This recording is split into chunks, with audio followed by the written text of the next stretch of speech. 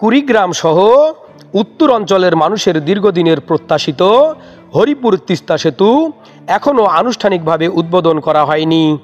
কয়েক দফা চেষ্টা করেও উদ্বোধন সম্ভব হয়নি এই সেতুর কাজে নিয়োজিত দায়িত্বশীল সূত্রে জানা গেছে, সেতুর উত্তর প্রান্তে অবস্থিত একটি ছোট সেতুর কাজ অসমাপ্ত থাকায় উদ্বোধন করা সম্ভব হয়নি। তবে সেই কাজ শেষ হলে চলতি মাসের 25শে আগস্ট সেতুটি আনুষ্ঠানিকভাবে উদ্বোধন করার সম্ভাবনা রয়েছে। আসলে কি কারণে এই 2-3টা ডেট আসলে মিসিং হয়েছে, কি কারণে এটা আপনি কাজ কমপ্লিট না হওয়া পর্যন্ত কেমনে ইয়ে করবে, উদ্বোধন করবে? এই যে এই কাজটা হচ্ছে, হ্যাঁ এই কাজটা তো কমপ্লিট করা লাগবে। ওই দিক তো ঠিক আছে, শেষ হয়েছে, কিন্তু এই দিক তো শেষ করা লাগবে কাজটা। তাহলে এই যে হরিপুর ব্রিজের যে একদম উত্তরের শেষ মাথায় যে ছোট ব্রিজটার কাজ চলতেছে, এই ব্রিজটার কাজ অসমাপ্ত থাকার কারণে উদ্বোধন হচ্ছে না। আপনি এখানেই কাজ করতেছেন, এটাই আসলে মূল কারণ। হ্যাঁ এটাই মূল কারণ। আমরা যে আবার একটা ডেট পেয়েছি আসলে নিউজের মধ্যে দিয়ে, সেই ডেটে কি আসলে উদ্বোধন হবে? 25 তারিখ। 25 তারিখ না, এটাও সম্ভাবনা কম। 25 তারিখেও সম্ভাবনা কম উদ্বোধন হওয়ার। হ্যাঁ,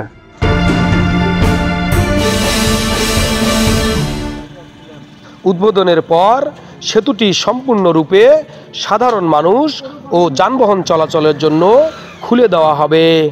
এই সেতু চালু হলে উপকৃত হবে কুড়িগ্রাম সহ উত্তর অঞ্চলের একাধিক জেলা, পাশাপাশি গাইবান্ধার মানুষও পাবেন সরাসরি সুফল। দীর্ঘদিনের অপেক্ষার পর এই সেতু হয়ে উঠবে উত্তর অঞ্চলের মানুষের কাছে একটি স্বপ্নের সেতু। এটি শুধু দুই পারের মানুষকে নয়, বরং ব্যবসা বাণিজ্য ও সামাজিক যোগাযোগেও নতুন দিগন্ত উন্মোচন করবে।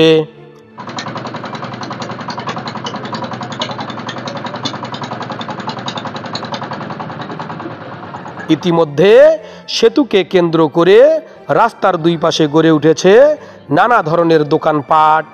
তিস্তা নদীর অপার সৌন্দর্য দেখতে প্রতিদিন দূর দূরান্ত থেকে হাজারো পর্যটক ভিড় জমাচ্ছেন হরিপুর তিস্তা সেতুর পারে। এতে স্থানীয় মানুষের জন্য সৃষ্টি হয়েছে নতুন কর্মসংস্থানের সুযোগ। সবচেয়ে বড় দিক হলো, সেতুটি চালু হলে উত্তর অঞ্চলের মানুষ ঢাকা ও চট্টগ্রামগামী সড়কপথে সময় ও দূরত্ব দুটোই বাঁচাতে পারবেন।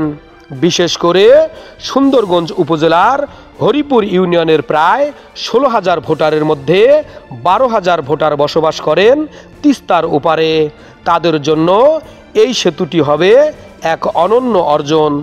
উত্তর অঞ্চলের মানুষের জন্য তাই হরিপুর তিস্তা সেতু শুধু একটি অবকাঠামো নয়, বরং এটি হয়ে উঠেছে অর্থনীতি, পর্যটন ও মানবিক বন্ধনের সেতুবন্ধন।